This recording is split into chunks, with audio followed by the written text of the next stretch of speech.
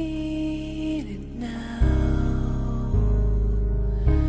It's all around me, a silent voice I can't deny.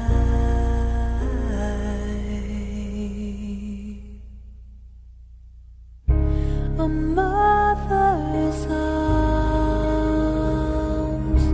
how they surround me.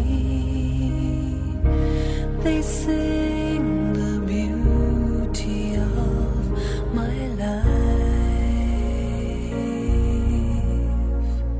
It will last forever.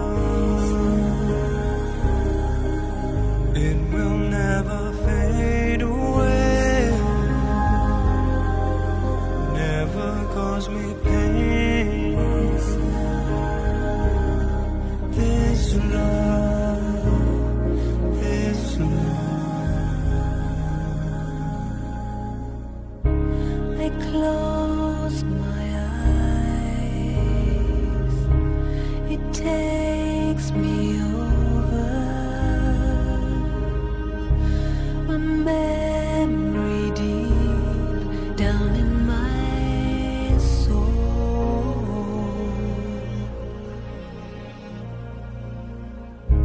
and safe from harm to be beside you.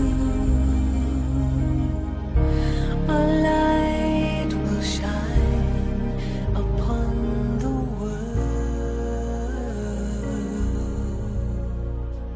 It will last forever. Om Shanti. Avyakta Murli. 15th February 2000. Bapdada constantly gives you Srimad. What Srimad does he give you? To constantly have pure feelings and pure wishes in the mind for every soul. This is a clean mind.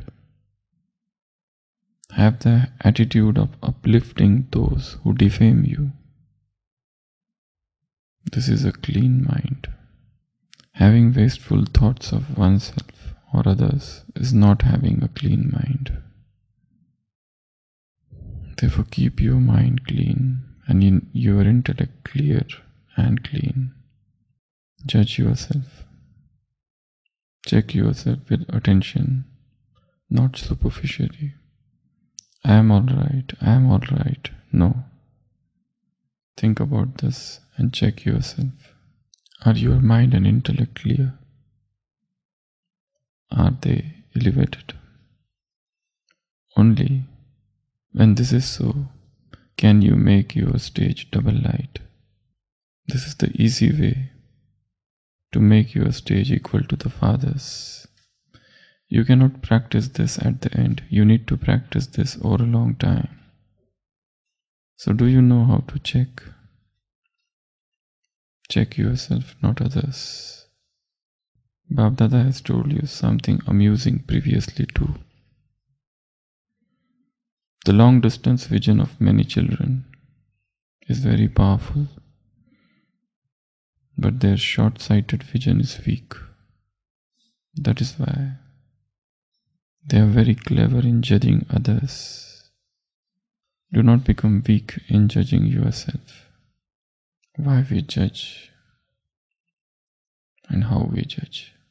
We have been told from long time that stop judging others. Don't judge others. But the important question is not this. The important question is why we judge and how we judge. Judging others will not go away. It will continue.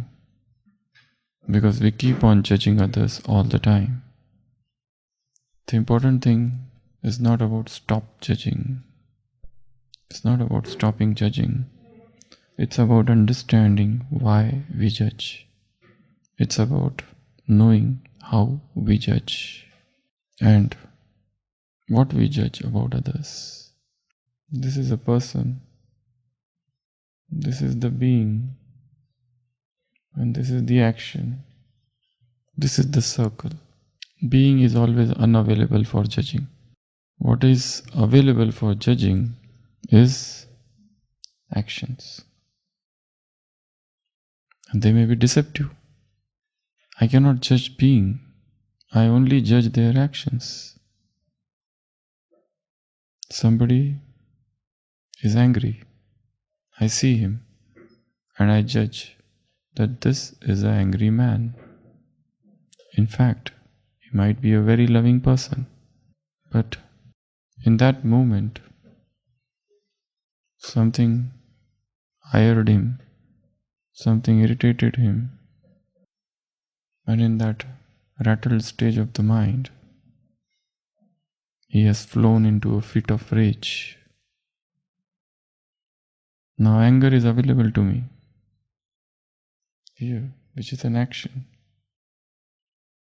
but person is unavailable. So my judgment cannot be true. How can I know anybody? It's very difficult. A person is 50-year-old and he comes in front of me and I judge him. But do I have any knowledge about his history of 50 years? No. I have no idea how he lived his 50 years of life. What is available to me is the action. And action and being may not be similar. I see somebody smiling, laughing, and I judge he is happy. But he might be sad. His smiling face is not the barometer of his internal stage. Though we say face is the index of mind, but face can be deceptive. Somebody is smiling or laughing, and the reason might be that he is sad within and he wants to hide his sadness. And he is using laughter as a shield. So again, my judgment goes wrong. So only actions are available for me to judge, not the being. So there is a great chance of fallacy in my judgment. So it's not the question of stop judging. It's not the question of do not judge. It is a question of why I judge and how I judge. When I understand the flaws, the defects in my judging system, then the judgment drops on its own accord. I don't have to tell myself that stop judging, stop judging, stop judging. What I see with the eyes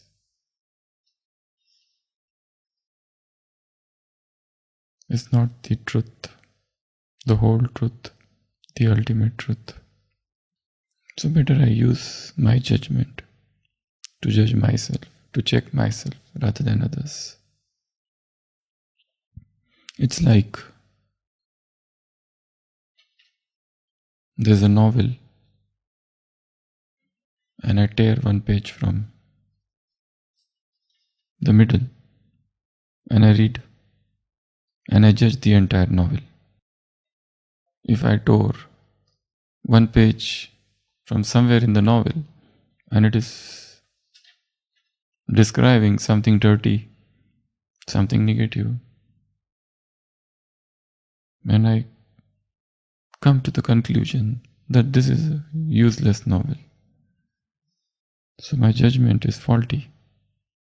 So you cannot judge the story by reading one page. You cannot judge somebody's life by seeing one scene of that person's life. Human being is multifarious, multivariegated. There are layers after layers. The personalities are complex. complicated. Every individual carries with him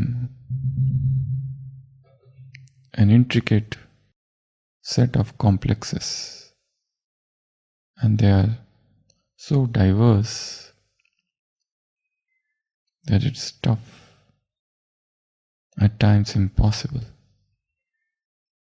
to know the person as a whole. He looks pure, but that purity might be a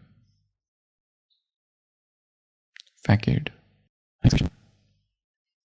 to hide the inside impurity. So, the important thing is why I judge, how I judge. There's a story that in one house there was a lot of garbage. House, or rather a factory. So the garbage collecting team was called, and there were two men, and they had a truck, and they took all the garbage and put that garbage in that truck. But it was overflowing. It was so much. And they thought, if they drive the truck through the road, the trash might fall down and police might catch them. So what they thought? One of them devised a plan. He said, "You drive, I will sleep on this garbage with my hands outspread, so that this garbage does not fall down once the truck starts." It appealed to the other person, and they did the same. They were passing below a bridge, and on the top of the bridge, two men were standing. This truck was going like this, and there's a bridge, and on the top of the bridge, two men are standing.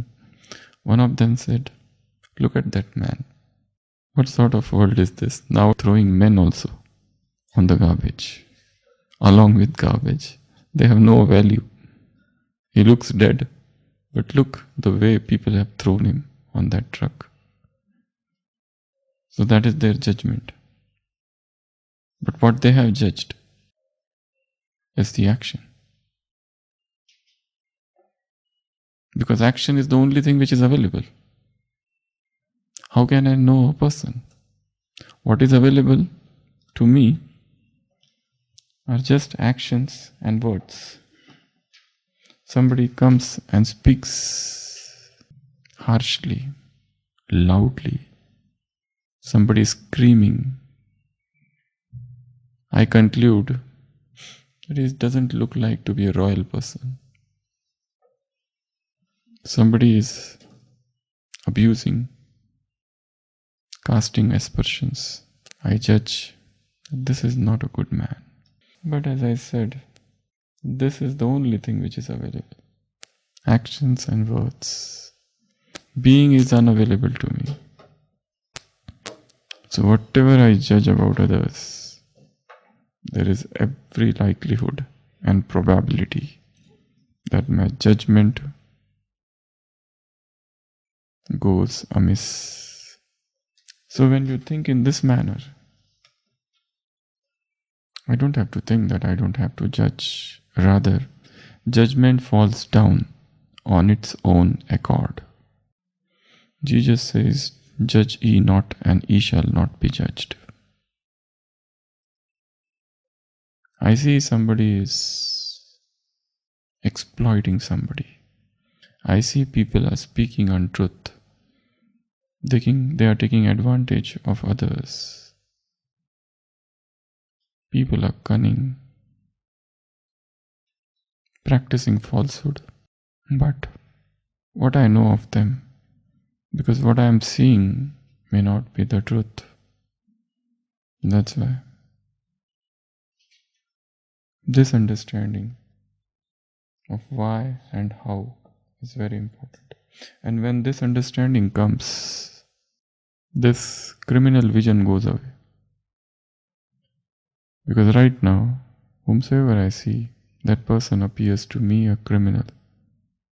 Somebody who is not following Srimad, somebody who is not obeying divine commandments, somebody who has lost his communion with God, somebody who is far away from knowledge, Gyan, somebody who does not have yoga, somebody who makes excuses for service. This is my judgment. And I feel that everyone is criminal. But this is not the truth. I see somebody is sleeping during Amrit Vela, and I conclude that he is not a good yogi because he is sleeping. But what I know, the person is sick. What I know, he might be running temperature. What I know, he had severe body pain. What I know, that he had an intense, arduous hours of service the other day. What I know, that he had a hectic night. What I know, that he could not sleep throughout the night. What I know nothing. And that's why, to come to this conclusion that because he is sleeping at Amrit Vela, he is not a good yogi, my judgment is faulty. In Indian villages, there is saying, mothers usually tell their children, don't smile too much, otherwise you will have to cry. Don't laugh too much, otherwise you will have to cry. Smiling, laughing, crying, snobbing, these are the part and parcel of the game. Somebody smiling doesn't mean he is happy. Somebody is crying doesn't mean he is sad. Somebody is having an explosive laughter. That doesn't mean that he is a powerful person. Somebody is crying also doesn't mean that this person is weak. Crying is not the sign that person is weak. Always. That's why when I see somebody crying, I cannot just judge anybody. How will I love if somebody judges me just on the basis of one statement of mine, whilst he is unaware of all the past, the glorious past that I am carrying with me? He is seeing just the one superficial aspect, the iceberg, but within the eye, below the water, the glacier is there, which is hidden, incognito. So I will not say that stop judging. Judge, but then when you judge, look at the way you judge others. And if you want to judge, let that judgment go deep. Penetrative judgment. It should not be just a superficial judgment, but that judgment, let it go down and down and down and down till you have analyzed every layer of that person's personality. As I said, individual is complex, very intricate. Every human being, Baba says you should have soul conscious vision. Another thing is, whenever you meet somebody, you should think that I am meeting a new set of sanskars. Every soul is what? A set of sanskars.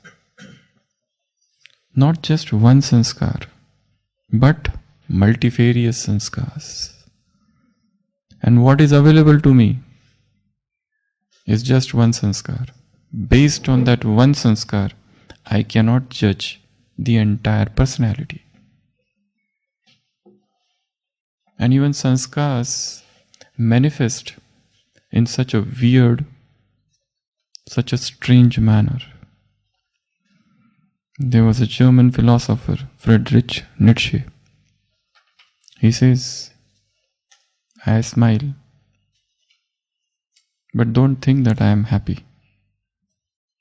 I am smiling Because if I don't smile and if I don't laugh, I will have to cry because there is so much sorrow within me. I am just smiling to hide my sorrow. So don't judge me. Your judgment will be faulty, no matter how you judge. So Baba says, check yourself, don't check others. Judge yourself, don't judge others. And this method will lead to creation of pure feelings and good wishes automatically. You will not have to force yourself to have good wishes for others. When you realize your minuscule nature, when you realize the vastness of the mysteries of universe and your small, petty, trivial intellect, you stop judging. Rather, judging leaves you, just like the dry leaves fall down from the tree. The tree doesn't shake them, but they fall on their own accord. In the similar manner, judging business comes to a halt on its own accord. Om Shanti. Om Shanti. Bapdada constantly gives you Srimad. What Srimad does he give you? To constantly have pure feelings and pure wishes in the mind for every soul. This is a clean mind. Have the attitude of uplifting those who defame you. This is a clean mind. Having wasteful thoughts of oneself or others is not having a clean mind. Therefore, keep your mind clean and your intellect clean and clear. Judge yourself. Check yourself with attention, not superficially. I am alright. I am alright. No. Think about this and check yourself. Are you mind and intellect clear? Are they elevated? Only when this is so can you make your stage double light. This is the easy way to make your stage equal to the Father's. You cannot practice this at the end. You need to practice this over a long time. So, do you know how to check? Check yourself, not others. Bapdada has told you something amusing previously too. The long distance vision of many children is very powerful, but their short-sighted vision is weak. This is why they are very clever in judging others. Do not become weak in checking yourself. Avyakta Murli, 15 February 2000. Om Shanti.